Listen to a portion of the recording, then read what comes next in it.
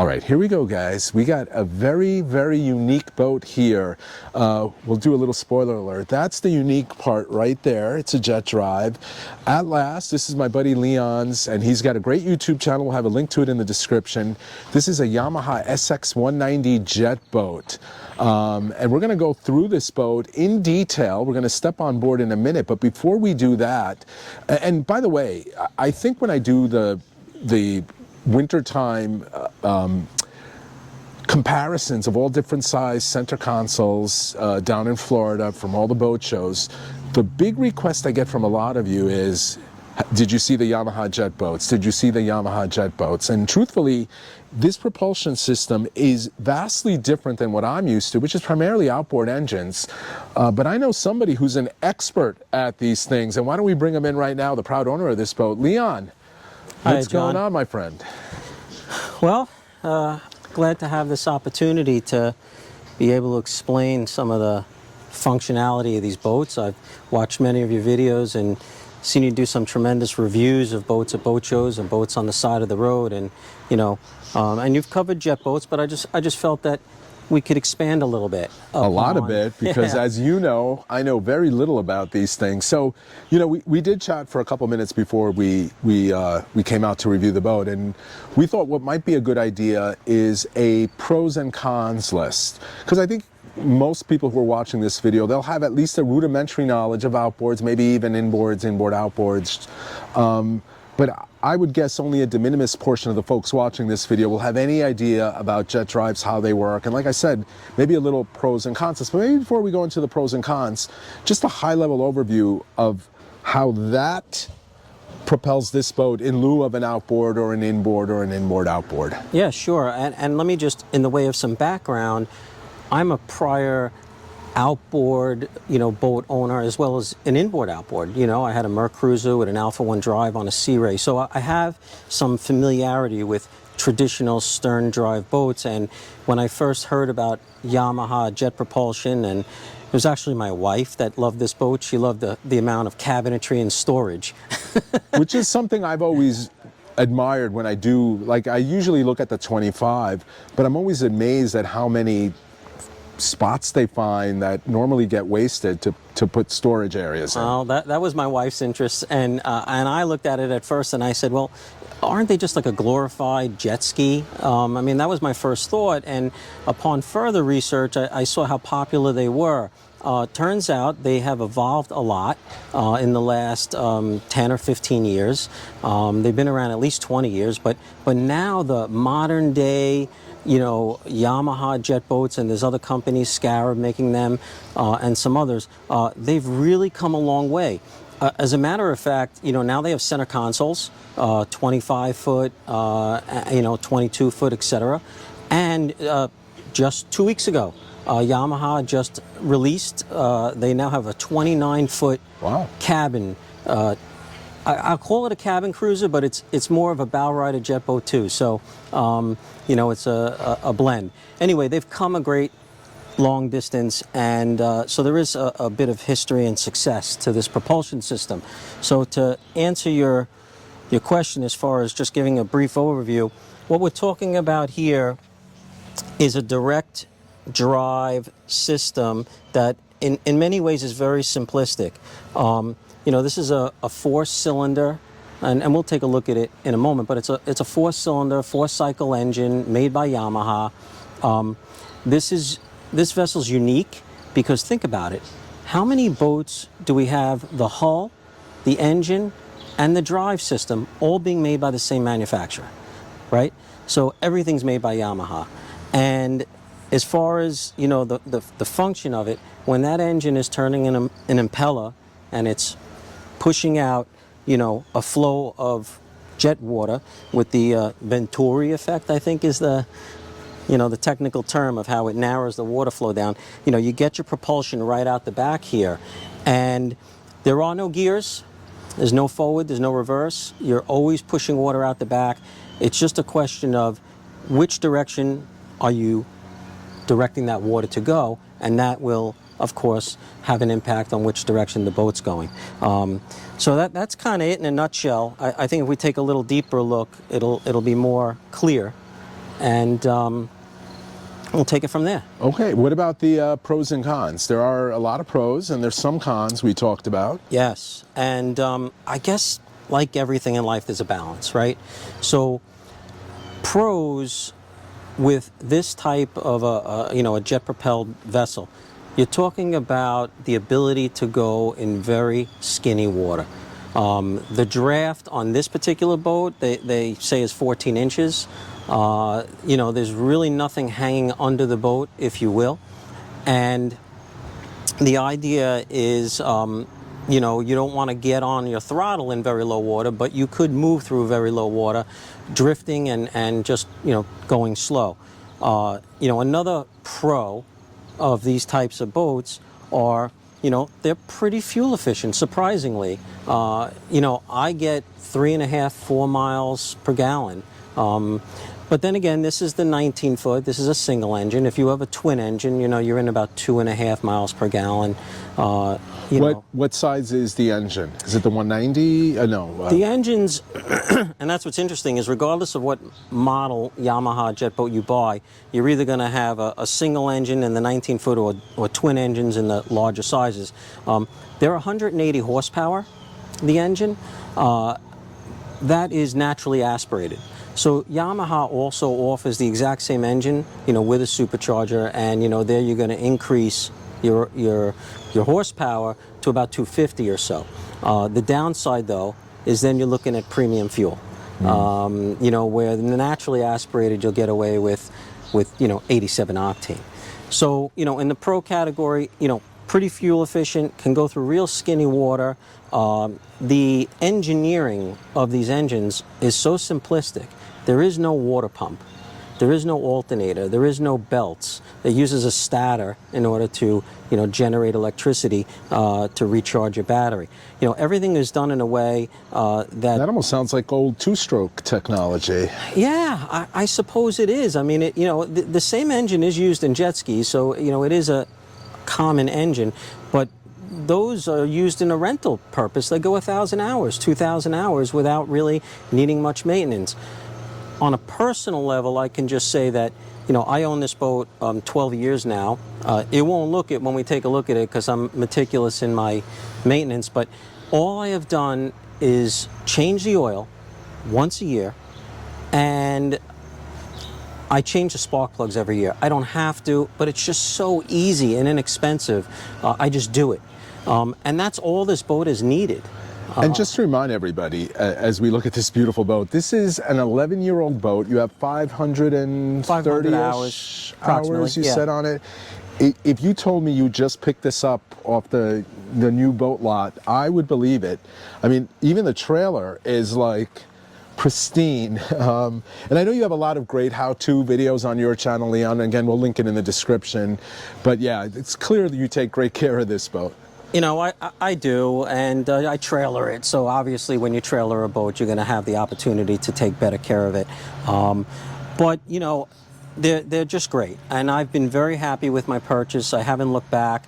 This boat has been everywhere, from Plum Gut on the east end of Long Island to as far west as the Intrepid Museum in the Hudson River and circumnavigating Manhattan Island. I trailer it everywhere. It's easy to use. Easy to handle. With the jet propulsion, I could spin this boat in a dime. Just turn it right in its spot. So once you get the hang of it, that's another pro, is maneuverability. So it's really great. Cons, I think we should talk about cons because, like I said, everything is a balance. And one of the cons can be, some people say they could be louder. Your decibel level can be a little bit higher than if you're in a traditional outboard boat. One of the reasons for that is probably the RPMs I'm turning. So when I'm at full wide open throttle, I'm at about 7,800 RPMs. And that engine's turning. I'm doing about 45 miles per hour, in this boat. With 8 people on board, which I've had, I'm doing like mid-30s. So it's got ample power, but noise is something that some people say could be a little quieter. Not terrible, believe me. Another con has to do with what we refer to as ingestion. So underneath this boat is an intake grate. It's a grate where the water is being pulled in by the impeller to then be forced out, the jet pump in the back. That grate won't allow a 2x4 to go through. However, it will allow eelgrass, seaweed of any type, plastic bag, maybe a tiny little bottle, a golf ball, an eel. I mean, I'm citing all things that I've actually seen on the forums and online that these boats have ingested. Now, if you're lucky, the impeller will just chop it up and blow it out. But if you're not lucky, it stops the clean flow of water, and you get cavitation, you lose propulsion, and the boat will come to a stop. Now what? Well, Yamaha thought of this, and they have a method of cleaning out seaweed and debris from the jet pump without having to get into the water, without having to swim under your boat. So that's been like wonderful. I've had to use it in my 12 years of ownership, or my 12th season, 11 years, twice. I've had to open up the clean out plug, and you know what, we'll show that in a little bit. Sure. On how to clean out seaweed, eelgrass. But where you could run into trouble is if you pull up a small stick, and it goes into the impeller, and just the impeller wedges that stick in there in the housing, it'll stop the engine from running. You could reach down in there to try to get it out, but if it's wedged in there tight, you're not getting it out. And that's, a long time ago you said to me that's one of the reasons it's difficult to wet slip these boats, because I guess you can have just the tidal flow in your marina, you may have things go up there that otherwise wouldn't go through there, right? Well, thank you for mentioning wet slip, because that is definitely a con. Not just because there's potential of debris to float up into the intake grate. And by the way, just to finish that last thought, if you did face a stick getting wedged in there, you remove these 4 bolts, you pull out the entirety of the jet pump. It's not difficult. You remove the wooden stick and then you reassemble it. That's something you'd have to do, when the boat is on dry dock or on a trailer. But your day is ruined, and you'd have to limp in on the one engine or get towed in. But back to wet slipping. So we bottom paint our boats that are wet slipped. No problem, right? And you could bottom paint this boat. But what you can't bottom paint, you can't put anti-fouling paint, on the intake grate or within the cavity where the water flows up into the intake grate, or, around the impeller. So does it slow down the water flow if you have that, or what's the reason you can't do it? Not that it would. Because you'd have to remove the intake grate, you'd have to paint up in there. It would be difficult. And the problem is that whole jet pump assembly, the intake grate, and the area where the water goes into flow, you're going to start to get growth. You're going to get the normal growth from a boat being wet slipped. And even if it's just a little bit of growth, not saying like full barnacles, but just general growth, what's going to happen? It's going to impact the clean flow of water going into the impeller. And over time, that bearded growth is going to get to the point that impeller can't get that clean flow of water. You're going to develop cavitation. So these boats are not designed to be wet slipped. People do it. I've seen them sitting in the water, but make no mistake, they can't continue to do it. It's really more of a trailerable boat. So that would be a con. And I'll end off the cons by saying, and it's a balance of a con and a pro, these boats are not terribly expensive. You can buy a Yamaha center console, twin engine, 360 horsepower between the two engines. You can get it for 2/3 the price of perhaps a more popular name center console boat. I'm pretty sure I've seen them in the 70s, the 25 version at the boat shows, which, if you're not apples to apples, but let's just say a Cobia 25 would, be double that price. Yeah. So that's the pro with the inexpensive boat. The con is, from my experience, the thickness of your hull. It's thinner. These are not these are not ocean-going or offshore, heavy-duty Boston whaler, you know, solid hull boats. You know, they're not put together for that purpose. They're Right. more of a recreational family bay boat, and you can take them offshore marginally. So, so that's important to note too. Okay. But you know, it's incredibly popular. There's a ton of them out there. Well, we're going to step on in a second, and we'll shut the camera off when we do that. But before we do that, I'm noticing that there appears to be here on the aft section of the boat, the stern area, a lot of stuff to go over. So maybe before we step on, I see the recessed boarding ladder there. You have your transducer there. That's a big transducer. Maybe we'll take a second and just go over some of the features back here. Well, you know what they say about a guy with a big transducer. Well, I don't want to know. I just get a real good view of the bottom.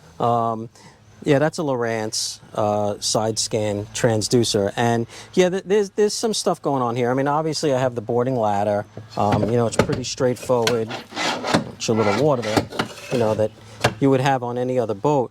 But unique to Yamaha boats is the transom lounge area, if you want to call it that. You know, this area is just amazing to be able to sit back here, you know, and to relax. You know, you have your seats, your cushion back seats, and again, all the Yamaha boats have this. So if you see a boat out there that has seating like this in the back, rest assured it's more than likely a Yamaha boat. You know, I've adapted this boat. This boat was purchased before Yamaha had center consoles. They did not have fishing boats. Now, you could fish off any boat, and I recognize that, so I did everything I could to turn this into a fishing boat.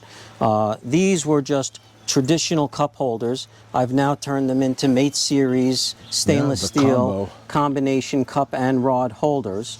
On the inside, by the helm area in there, likewise, I had 2 regular cup holders. They're also Mate Series combinations. And then I have 2 rod holders in the bow area. So this has 6 rod holders on board.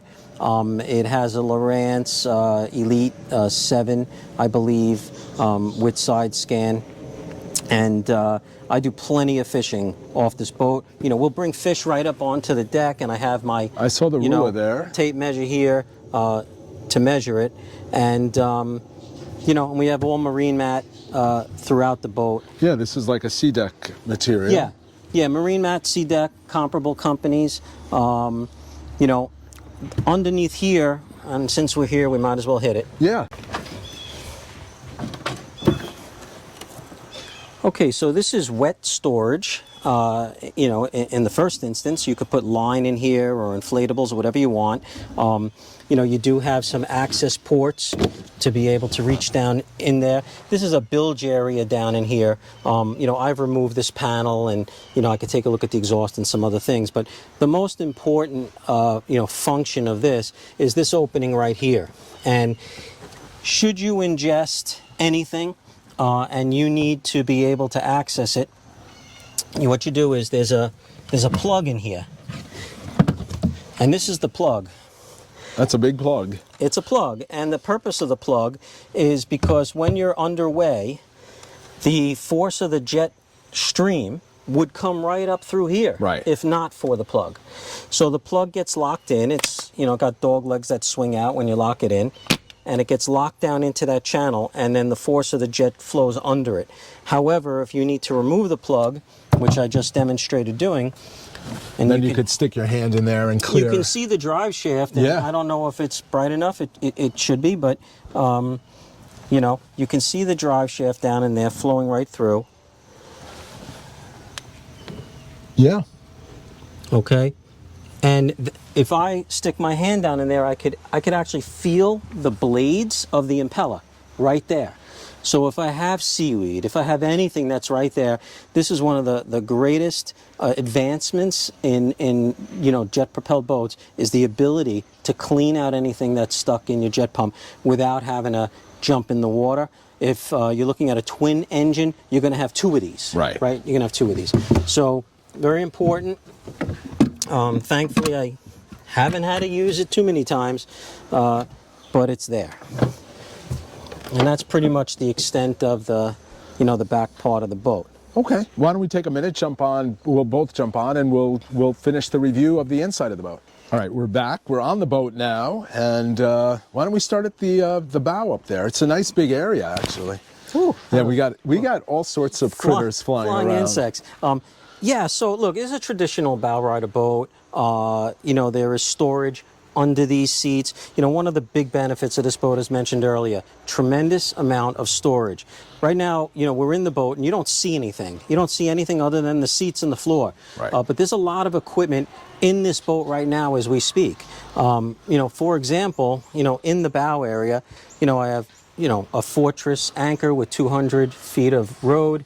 There's a backup anchor, there's fenders, there's lines, you know, a lot of stuff that you would just need for everyday use is all, you know, in the bow area under those seats, and you have seating for at least 2 people. And those are the combo cup holder, rod holders up No, there? these are just traditional rod holders. Oh, okay, those. The What about- combo we're going to get to in a minute. Okay, Those are just regular cup holders. okay. Yeah, those are regular cup holders. What you have, you know, as you move back, you know, is storage underneath. I have, you know, 8 life jackets in here, and here's where we'll throw a cooler or 2. You know, on this side you have your, you know, your garbage pail. I have a tool kit. Again, we put more coolers, more food and stuff, you know, down, you know, under the helm area. Yeah, no wasted space. No, no. You know, here we have our ski locker, which I use for... Well, that's a big space. Yeah, and I'll use it for a variety of things. I can tell you with experience... Is that a windsock? No, that's a drift sock. Yeah. Yeah, that's a drift sock.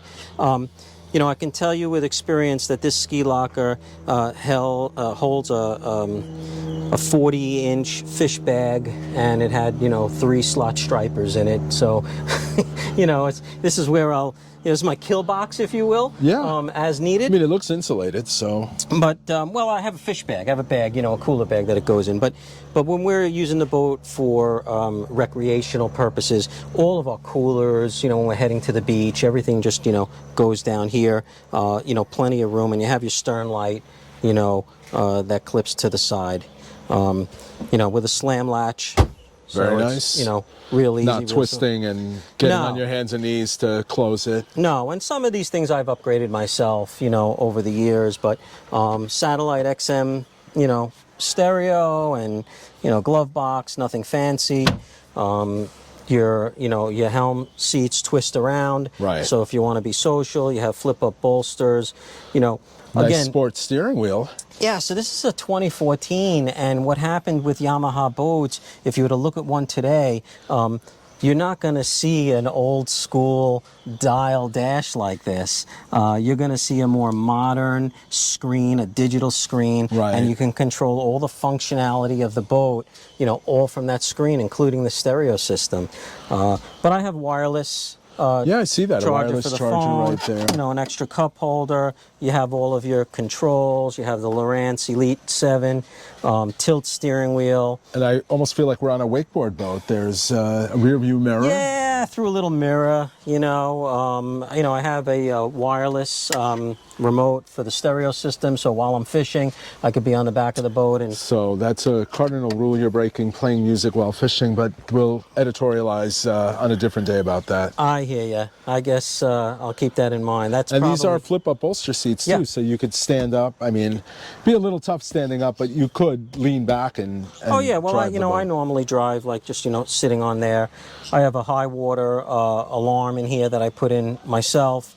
You know, this particular boat has an 8-person capacity, as evidenced by the Coast Guard plate, and cup holders, so on and And so then you have a forth. nice bimini here too. Bimini goes up, and it goes over the whole boat. Well, the whole helm area. Right. So it's pretty decent with that.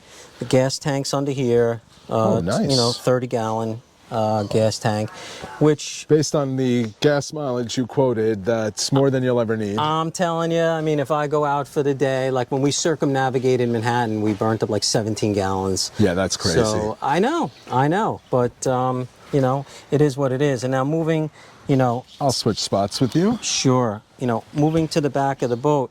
So, you know, again, like right now we don't see anything. So I'm just going to tell you, we have 4 Tommy Bahama beach chairs, 2 umbrellas, 2 tables, and that's all under this seat. And then on this side... All that is under that one seat, what Yeah. you just described? Yes. Can we see? Absolutely. Oh, wow. It really is. Yeah, there's 4 chairs. We have room for an additional cooler or 2. There's 2 umbrellas that are slid into the gunnel. And there's a table, a big aluminum table under all the chairs, plus a little aluminum table up here. Very nice. So, you know, and a little known fact, Tommy Bahama is the official wardrobe of my friend Doc. Well, there you go. So he'll do well sitting in one of those chairs. On this side, comparable storage, and it's flexible storage, as I call it, because if we're going to the beach for the day, you know, I have a charbroil barbecue grill that drops down in here, as well as, you know, a radio and some other things for the beach. But when I'm not going on the beach and we're using the boat as a fishing boat, you know, then we have fishing equipment. So look at that. yeah, I have 6 rods and reels, including a trolling setup. I have a 9er, you know, trolling rig in there. I have tackle boxes, gulp. Right now, this boat has everything on it right now to fish for pretty much almost every species that we have on Long Island, from, you know, blackfish to bluefish to striped bass. I have everything right now on the boat. Very cool. Yeah, there's a lot. It's all consolidated and packed neatly. And do those seats ever fly out while you're underway? No. I have my Frabill net. Hopefully I'm pronouncing that right.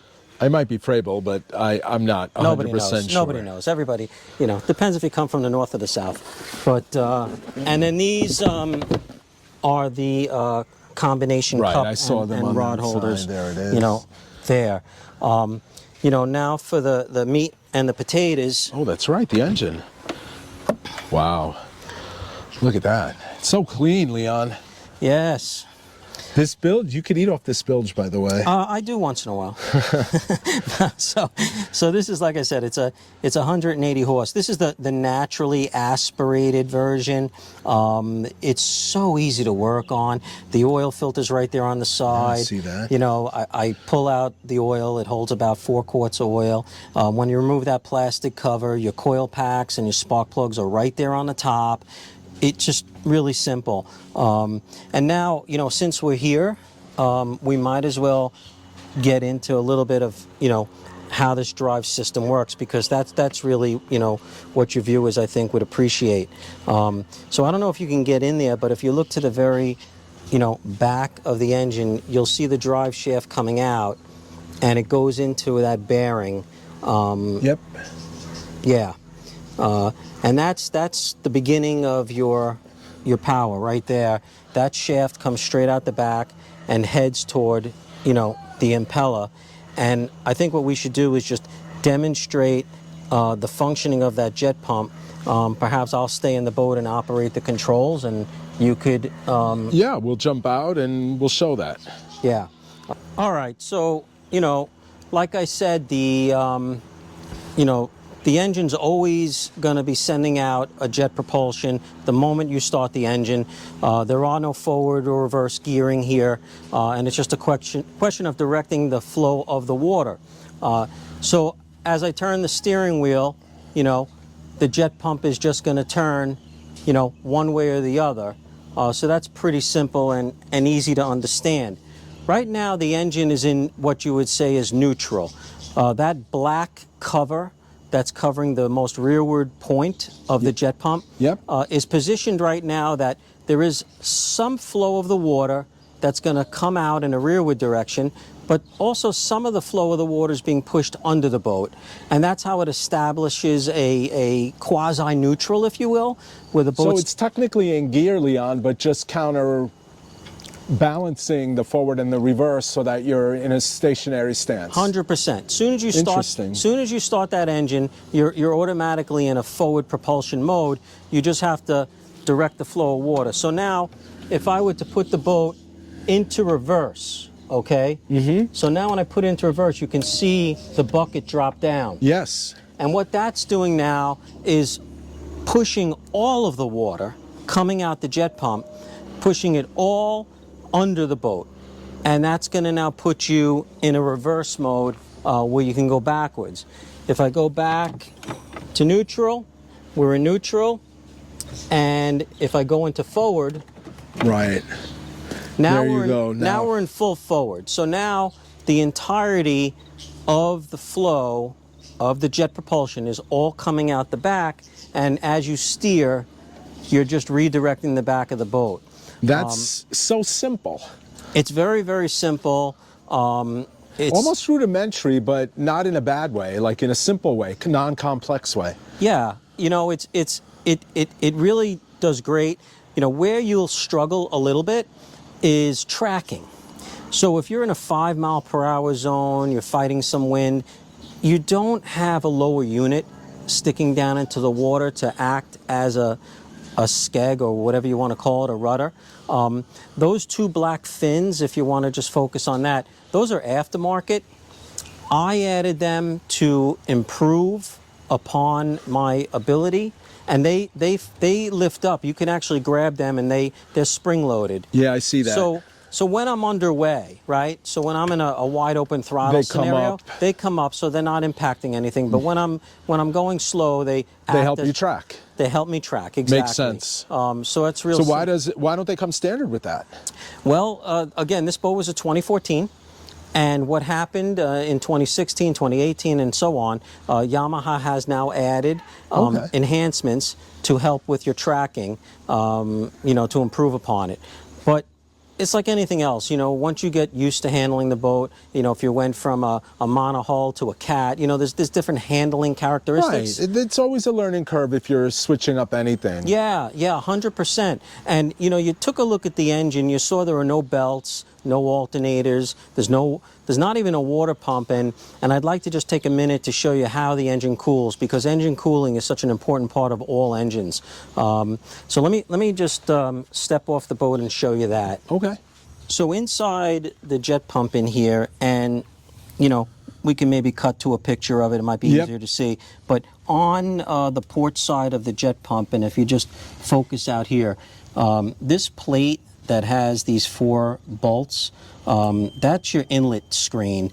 And inside the jet pump, with all of that water flowing through the jet pump, some of it goes into this inlet screen and reverts back into the engine.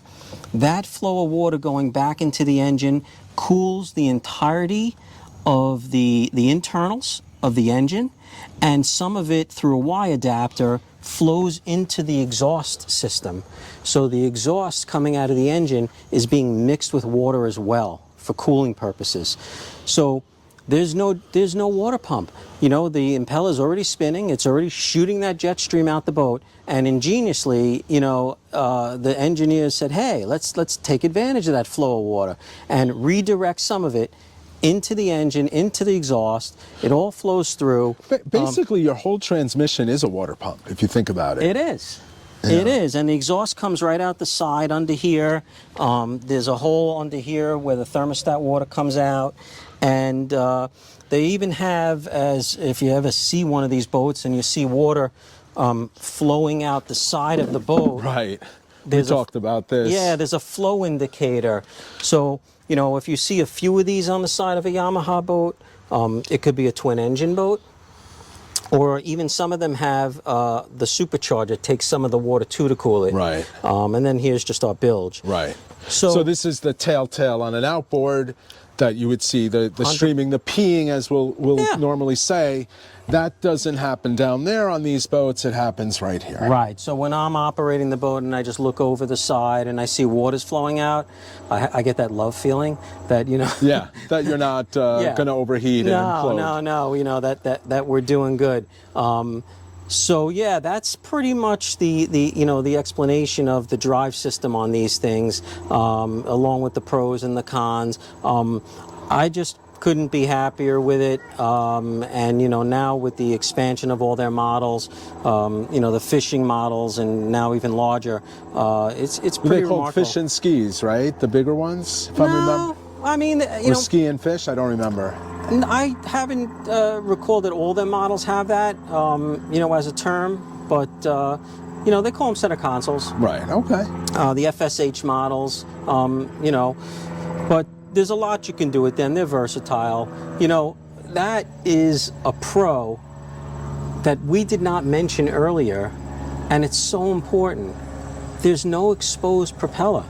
Yeah. You know, recently there was just an incident with one of our Long Island charter captains that got seriously injured from falling over the a good the side friend, of the Joey boat. Leggio, who, by the way, we'll send a quick shout out to him to get better soon. He's mending, he's on his way to recovery.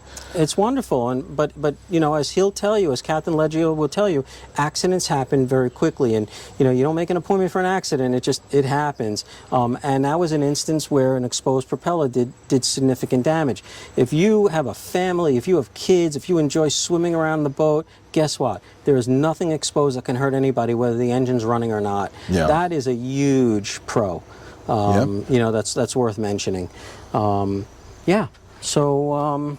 Well, Leon, I think you did an amazing job explaining the technical parts that always evaded me, and I'm sure a lot of the people watching this video never fully understood how these machines work. And it's different, simple, and really kind of cool. And like we said, every boat is a trade-off. There are some trade-offs with this, but I know you love yours. You're very passionate about it. Again, guys, Leon has a ton of great information on his YouTube page, Captain Leon's Boating Adventures. Am I getting it right? Captain Leon's Boating and More. Yeah. Oh, Captain Leon's Boating and More. I got most of it right, Leon. You were there. I was close. I am a subscriber, and I do watch a lot of the videos. They're really informative. So check it out. Again, I'll have a link to it in the description. Leon, before we go, anything we forgot? I don't think so. I just think that what we went over today translates throughout the entirety of the Yamaha line. So if you're, this is mostly a fishing channel, and if many of the viewers are excited about fishing and love fishing, the Yamaha fishing boats, their center consoles, operate exactly the same way. Same engine, same drive system. So, you could take what you learned today and take a look at some of those boats. Awesome. Well, guys, I hope you guys enjoyed this video. Very different video, different type of boat. Thank you again, Captain Leon. And remember, check out his page, link in the description. As always, guys, if you like these videos, please hit that like button. If you're not already a subscriber and you like content like this, please consider subscribing. And if you're not already a member of the channel, please consider joining. Lots of perks associated with that, including early access to videos.